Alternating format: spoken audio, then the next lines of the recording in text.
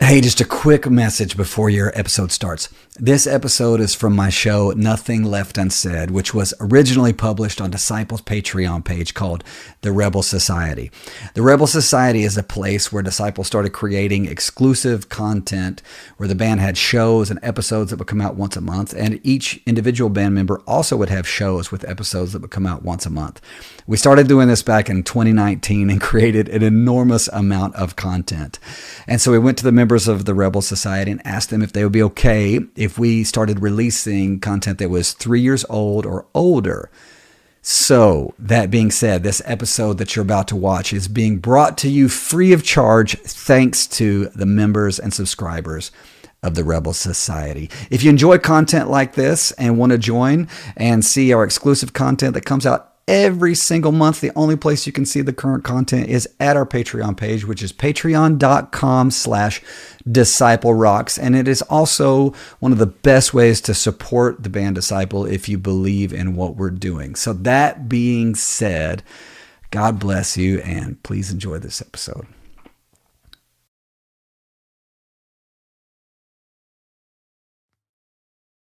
Hey, what's up, Rebel Society? It's Kevin Young here. Got a new talk for you today.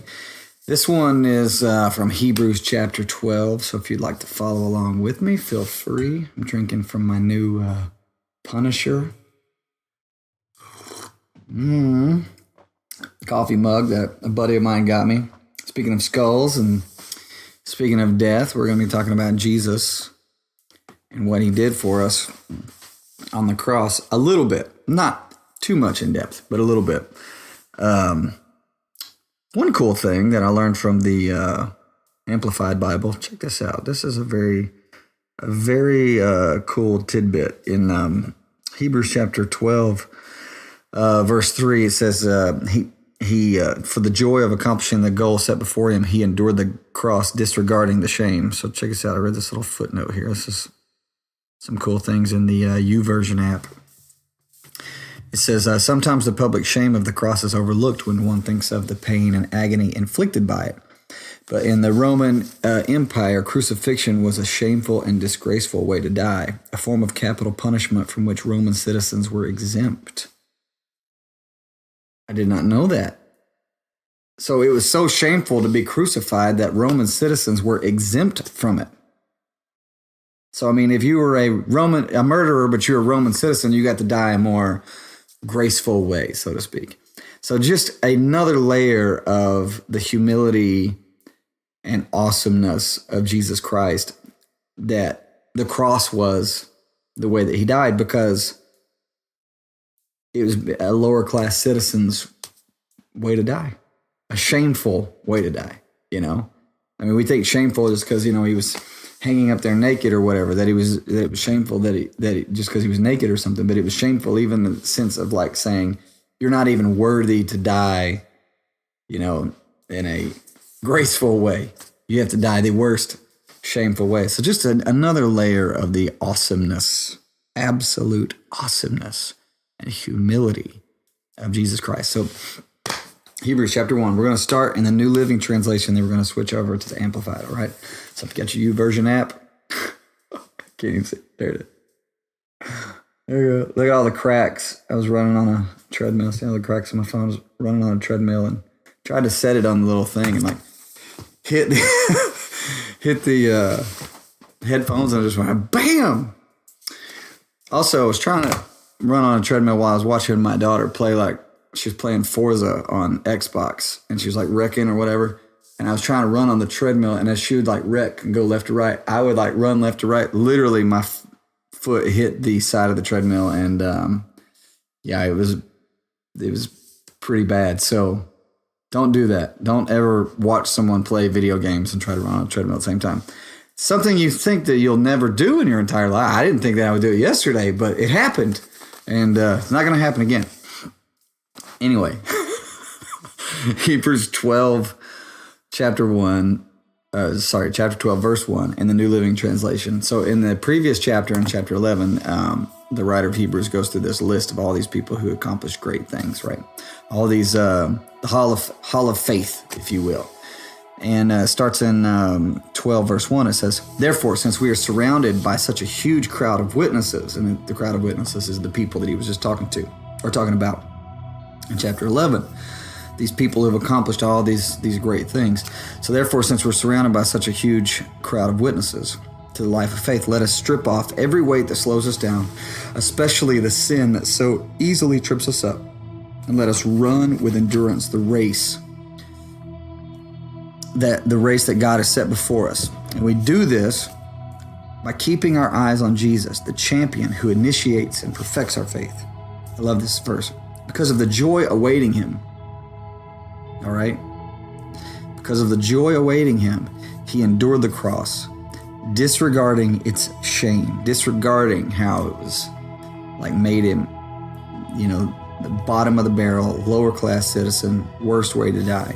Disregarded all that, but instead looked at the joy awaiting him. And now he is seated in the place of honor beside God's throne. Think of all the hostility he endured from sinful people, and then you won't become weary and give up. Now I want to read that very verse in the Amplified Bible. I was reading it the other day and it just exploded in my brain. So Hebrews chapter 12 verse 3 in the Amplified, check this out. It says, "Just consider and meditate on him who endured from sinners such bitter hostility against himself." First of all, I don't necessarily meditate very much on anything. I've never been diagnosed with ADD, but like meditating is like, you have to like start, or me anyway, I have like start over. It's like my mind just goes here, whatever. But I love this. It's like consider and meditate. I've never even thought about that. Considered it. Consider and meditate on him who endured from sinners such bitter hostility against himself. Okay? And then consider it in all comparison with your trials. Put them right next to each other, so that you'll not grow weary and lose heart. Now, my first reaction is, I read this and I'm like, consider it in comparison, with your trials. See, like, this is a joke we have around our house that, on Sunday morning, my wife will be tired or something, and she'll just be like, "I'm too tired. I don't want to go to church today," or whatever, right? And I'm totally joking, but halfway serious. So she'll be like, "Yeah, let's not go. Let's just sleep in." I'm like, "Yeah, I know. We should sleep in." I was like, it's kind of like Jesus on Friday morning. He was just like, "Oh, guys, I'm too tired to go to the cross. Oh, I just need a couple extra hours of sleep before I do this thing. God, just give me a break here. I'm so sleepy. I'm so tired." And then she's like, "All right, fine. You made your point." And it's totally a joke, right? I'm just totally playing, totally messing, totally kidding around.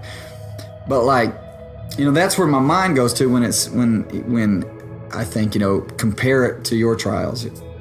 You're like, "Oh, I have no right to be complaining," or "I have no right, look at what he went through. Oh, I have no right to be complaining." But think of it in another way. Instead of like, "have no right to be complaining," it's not necessarily that.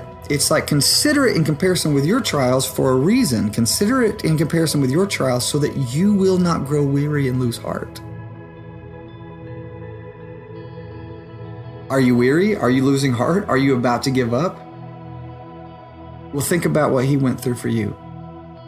Put it in comparison and let that be an encouragement to you, not something that makes you feel like, "Oh, he went through so much more. Oh, my problems aren't so big." Yeah, your problems are big.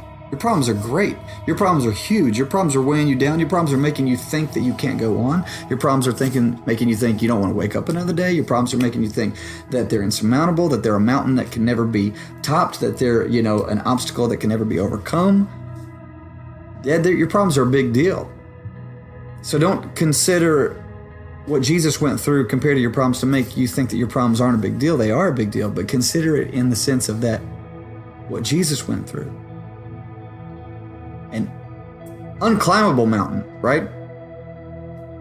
And yet he climbed it.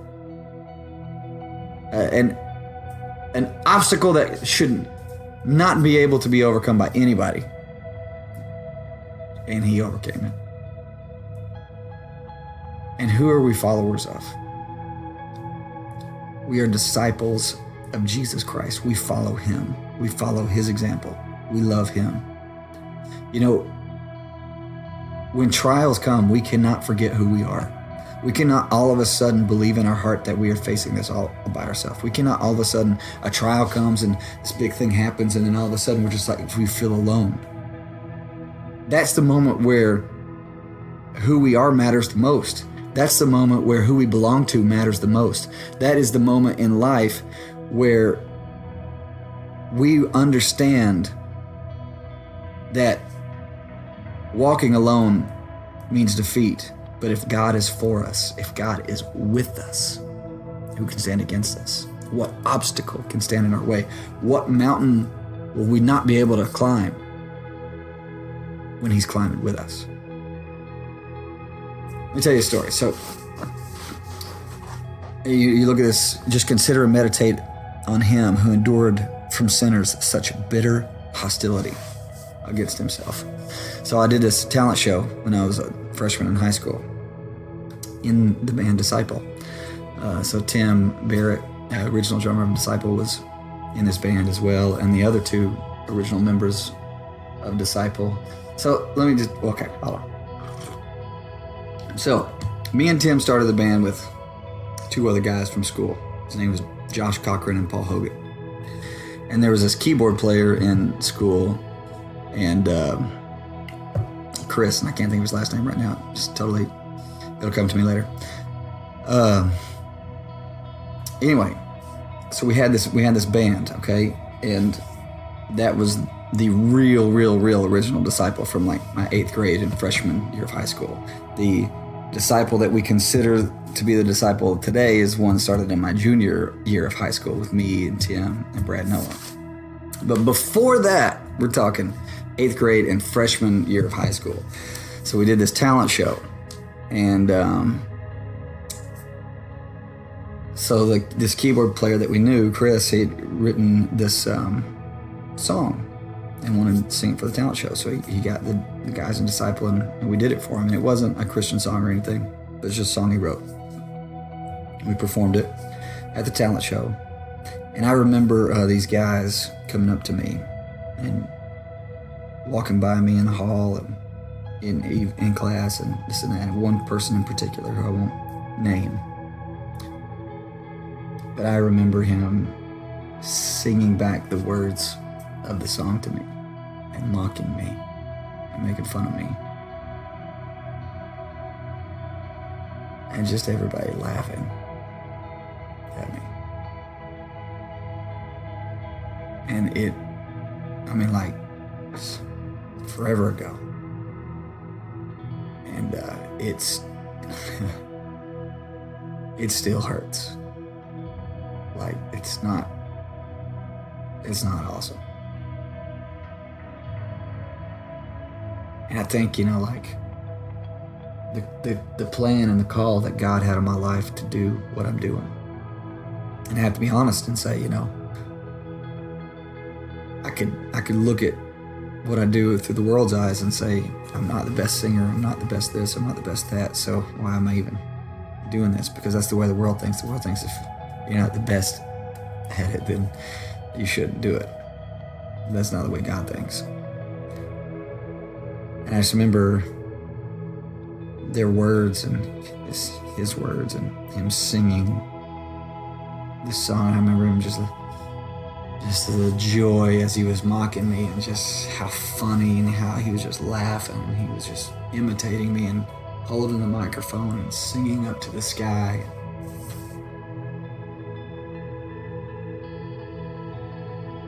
He's an evil man. Kids, just high school kids in particular, they're evil when it comes to mocking somebody.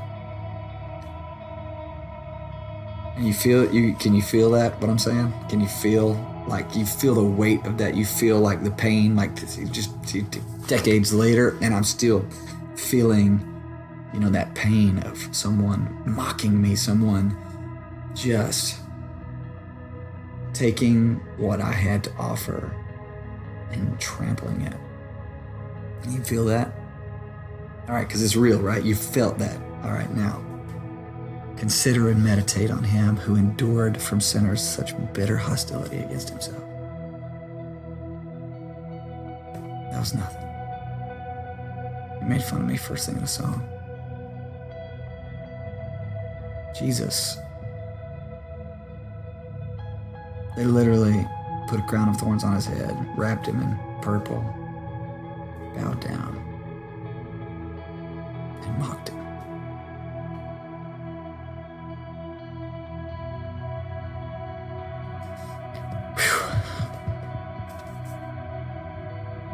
See, when I compare it to myself,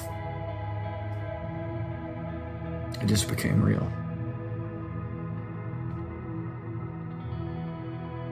What he went through, it's real, you know, the weight of it, the heaviness of it. Not that what I went through was small. It wasn't. It wasn't small. It was big. And you feel it. And then you see what he went through. You're like, that was just the beginning. It wasn't even all of what he went through. There's just a small piece of it, you know, of what he went through. Consider it in comparison with your trials so that you'll not grow weary, so that you won't lose heart, so that you won't give up. This other verse in Galatians, it says, you know, don't grow weary in doing good, because in due season you'll reap. Don't get tired of it. Don't get weird, because, you know, in due season it's coming, you know. Like right now, whenever you're watching this, who knows when you're watching this, but, you know, in wintertime, you know, you're waiting, like spring is coming, spring is coming. Spring's coming. It's like dead. Everything's dead outside, but spring is coming. You just gotta wait. You just gotta wait. It's dark. It's dark. It's cold. It's cold. It feels awful. Nobody wants to go outside, you know, without a coat. You know, nobody can bear it. The conditions are awful. The conditions are terrible. But spring's coming. Spring's coming. It's getting ready to warm up. Life is getting ready to happen. Life is getting ready to happen. Things are getting ready to grow. And it's like don't grow up. Don't get weary. Don't get tired, because it's coming. It's getting ready to turn around.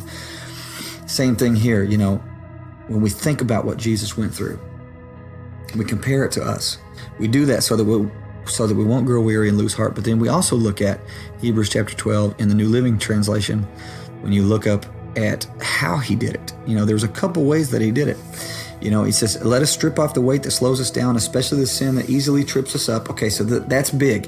If we have sin in our life and there's all these trials coming in our way, that's just going to slow us down even further. If we're depressed and we're dealing with anxiety and we're dealing with this thing and that thing, and we're adding sin on top of that, you know, and we're just have all these negative and bad things happening, and we're adding all of that on top of it. How in the world do we think we're going to, you know, feel better about anything at that point? So we got to take that weight off. Anything that slows us down, especially the sin that easily trips us up, and let us run with endurance.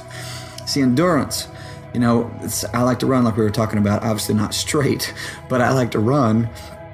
Endurance is difficult, man. Every time I run, there's this moment of while I'm running where I'm like, I gotta stop.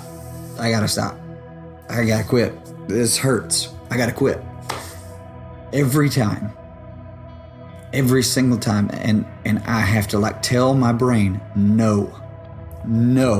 You will not stop. You will keep running. And my body responds. It doesn't want to. It doesn't like it. But I'm not looking at what I'm going through. I'm trying to look at the end result. I'm thinking about how good this is for me. I'm thinking about what the benefits of what this will bring to me. The benefits of actually putting my body through that pain. Of actually saying, you know, not allowing my body to be in control and tell me when to run and when not to run, and me being in control and saying, you need to run even when you don't feel like it, because the end result is what you're going to be after, not not what you feel right now. What you feel right now is not as important as the end result. And so I have to tell my body, shut up.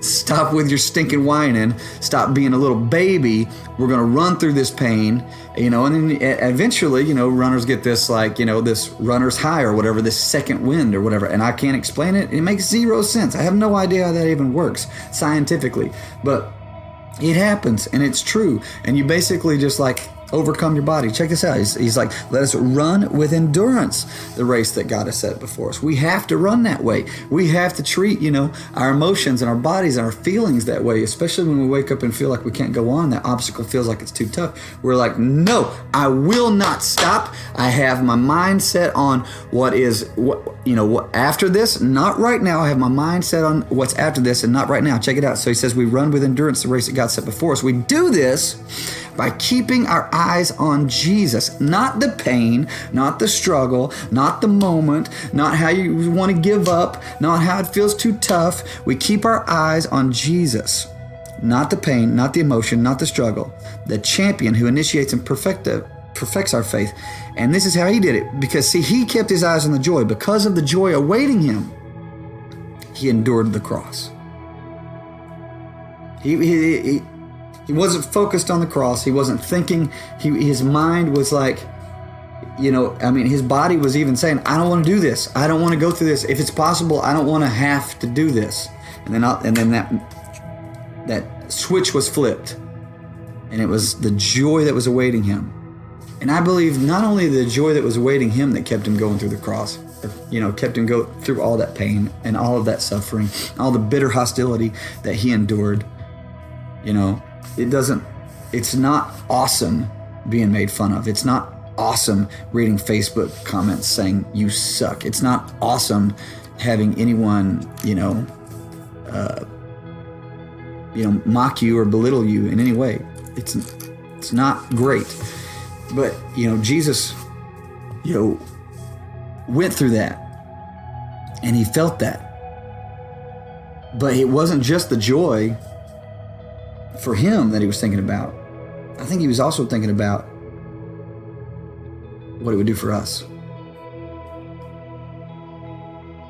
And I know that that's next to impossible for us to consider, especially because, when we're so wrapped up in ourselves and so wrapped up in how it's affecting us, and just let's just be honest with each other if we can. Self-centered. We're just self-centered and selfish. It's hard for us to think about how it's going to affect others. But just think about it for a second. When we actually press through, when we actually keep our eyes on what's after the trial, the joy that awaits us, man, what an impact that's going to have around the people around us.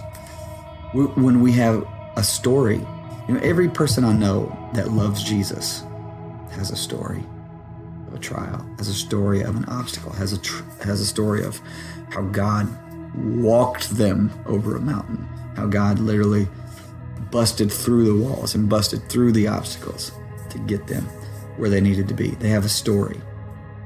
And the people who gave up, they don't have a story. Their story doesn't help anybody. Their story is only tragedy. Their story only makes people sad, and it doesn't encourage anyone. So sometimes it's actually not just about us pressing through. Sometimes it's about the ones around us. See, I didn't know while those dudes were making fun of me in high school that one day I'd be able to share that story. I'd be able to say, the devil was trying to take me out as a freshman in high school. He's trying to take me out, trying to mock me, trying to belittle me, trying to say, stop. You're no good. You probably should do something else. It's coming after me hard, attacking me hard. And God said, I don't need you to be the best. I need you to just give me what you have. Like the little kid, the fish and the loaves of bread. Give me what you got, however little it is, and I'll multiply it. And I gave him what I have. And he's taken it, and he's multiplied it. Did I have to go through trials? Yeah. Did I have to endure mocking? Yeah. Did I have to endure being poor for a really long time. Still. Yes, I'm not poor now because my wife has an awesome job. But before marriage, yes. This life was just not meant, to be lucrative, so to speak. Did I have to endure that? Yes. Did I have to endure long days and nights driving a van? Yes. Did I have to endure, showing up and driving halfway across the country for 8 people? Yes. Was it worth it? Every minute. Every minute. Every second. It's worth it. Every mountain, a bus breaking down, and it's got $35,000, $40,000 of damage, and you're like, how can you do this? And you reach out to your fans and say, I don't know if you can help us, but if you can. And 24 hours later, we had raised the money to fix our engine and transmission in the bus. Every single obstacle that's ever come along, God just like boom, boom, boom, boom, boom. Do you face trials? Yes. Do you knock them down? Yes. Do you face mountains? Yes. Do you climb them? Yes. Do you give up? No. How many times have I thought about giving up in this band? So many times. I remember other band members quitting and me being in the back of the bus praying and just like, is it my time? Is it my time? I need to quit. How many times was there just tension or frustration or arguments or people weren't getting along and you're just like, I'm sick of this. I don't even want to be around these people anymore. I'm just tired of it. I'm done.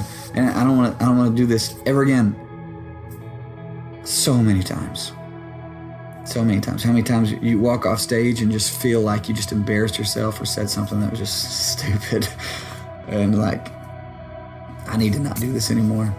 Whatever. So many times. Did he give up? No. Did Jesus give up? No. Are we followers of Jesus? Yes. So if you have given up, then get back up. Get back up right now. And don't listen to your emotions. Don't listen to your feelings. You tell them how to feel. You tell them how to feel. And you set your mind on the joy awaiting you. I've seen people going through cancer with a smile on their face. I've seen people going through poverty with a smile on their face. Like, what is wrong with them? No. It's what is right with them. They got their mindset somewhere else. That body is being muted, saying, shut up. When I consider what Jesus went through next to what I've been through, then I don't get weary and I don't lose heart. And I say, he's the one I follow. He's the one I'm going after. He's the one I'm living for. He pressed on for me. I'll press on for him. He loved me. He endured bitter hostility for me. He endured pain for me. Then I'll endure it for him. I'll endure it for him. Thanks for listening to me today. Let's pray. God, you're amazing. Whatever obstacles that we're facing today, we put our trial and our moment right up next to yours. Right up next to what you went through. And Lord, I believe that you faced those trials in love. And I pray that you will help us to do the exact same. That we'll face our trials with love for ourselves, with love for our families, with love for the people that the story that we'll have will impact. And most importantly, that we'll face the trials, we'll face the obstacles, we'll face these mountains with love for you. That we will set our eyes and focus our eyes on Jesus. That we'll not get distracted, we'll not look left or right, we will keep our eyes on you. Literally not look down at our problems, but keep our eyes lifted up above our problems and focused on you. No matter what we're going through, that people will see Jesus in our lives. That won't be like social media, hashtag depressed, hashtag can't make it, hashtag somebody please help. That we won't be any of that. That we literally will look over and above and beyond everything that we're facing. Set our eyes on the joy. Not that we're immune to pain, not that we don't feel it. We feel it. We feel it and it hurts, but we're not going to give up. We're not going to let it slow us down. We're not going to let it steal from us the destiny and the plan that you have for our lives. We will not let those voices that try to come against us and try to stifle us, and just because there's opposition doesn't mean that we were supposed to stop. And just because there's opposition in the people I'm praying for's life today doesn't mean they're supposed to stop. Give them the strength to keep going as they look at what you went through, as they compare it. May it give them encouragement. May they not compare to you and think, oh, my problems are just small, I'm supposed to just look over them. No. Instead, look at them that they're big, but through you, we can overcome anything. That through you, we can conquer anything. Through you, every mountain is climbable. Every mountain is a hill with you, God. You're amazing and you're awesome. I pray for every single brother and sister that's watching this video. And I ask you, Lord, to give them the strength to keep going, give them the strength to keep marching, give them the strength to keep running, give them the endurance to keep running, give them the will to not listen to their feelings, to not listen to their emotions. In that moment where the body says, you've got to stop running, you need a break, you have to stop right now or you're going to die. Lord, let them know and give them the strength to say, no, we will not stop. We will not stop running. We will keep going. Because we're not looking at right now. We're looking at the benefit of running the race. We're looking at the benefit of what it means to follow Jesus. We're looking at the benefit of not only what it means for us, but what it means for those around us. When people see us following Jesus, when people see us climbing mountains, then they know that they can do it too, through a relationship with you. It's not just about us. It's about the world and leaving a legacy, letting people know that you're real, letting people know that a relationship with you changes everything. Let them see it in us. In Jesus' name. Thanks, guys. I'll see you next time.